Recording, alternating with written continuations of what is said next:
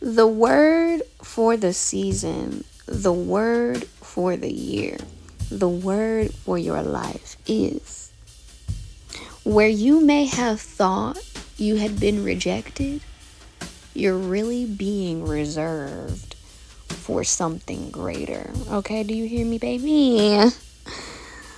So this is me at the James Museum. I'm live painting for their 7-year anniversary fundraiser. Our pieces were to get auctioned off, and we carry a percentage, and the museum carries a percentage for their fundraiser. And I'm gonna be transparent. I'm in a season right now where I could really use a financial blessing, and I really had faith that I would sell this piece. Prior to coming to this event, maybe like 2-3 weeks prior, I began to rethink even going to the event. I had known about it for about 3 months. And then I had a dream that kind of made me change my mind a little bit.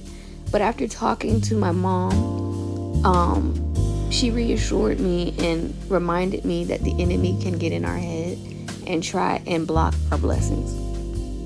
So I took a step out on faith and I began to prepare the piece for this event. And while preparing the piece, I was praying over it, and I was having faith, really applying my faith, knowing that, you know what, if God is calling me to do this, then something is going to come out of it.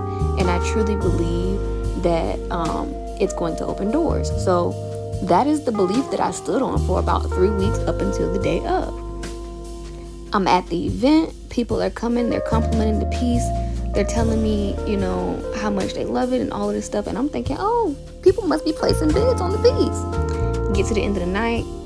I asked the front desk lady prematurely, because we weren't supposed to have the information about whose pieces were bidded off on. It was a silent auction.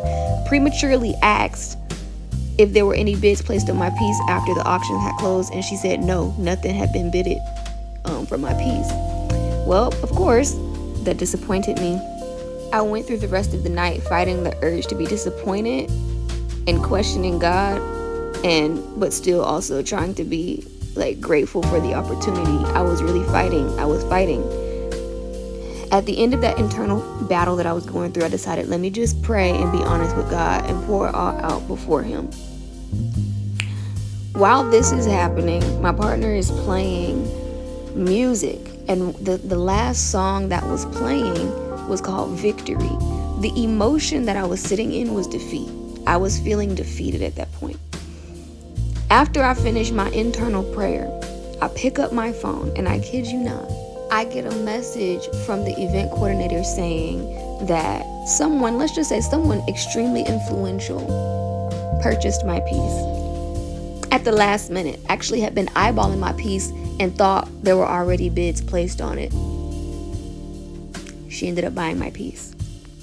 The reason this is impactful is because where I thought I had been rejected or overlooked or, you know, whatever, the Lord, not man, the Lord had my piece hidden so that the right person with the right influence could come and receive the blessing that the Lord placed within me. Do you hear what I'm saying? It was timing. It was His perfect timing. Sometimes we can go ahead of God and wind up disappointing ourselves because now we're not seeing what we think we're supposed to be seeing, and we're leaning on our own understanding. Whole time He's behind the scenes preparing something for you and hiding you from the people who aren't meant to receive you in this season. He has preserved you for something specific, something greater, something with more purpose, something with more value than what you are asking Him for. Don't let your lack of understanding forfeit your faith. God is just stretching your faith in this season. And I say that because the main reason that I was upset wasn't because I thought that I didn't sell the piece.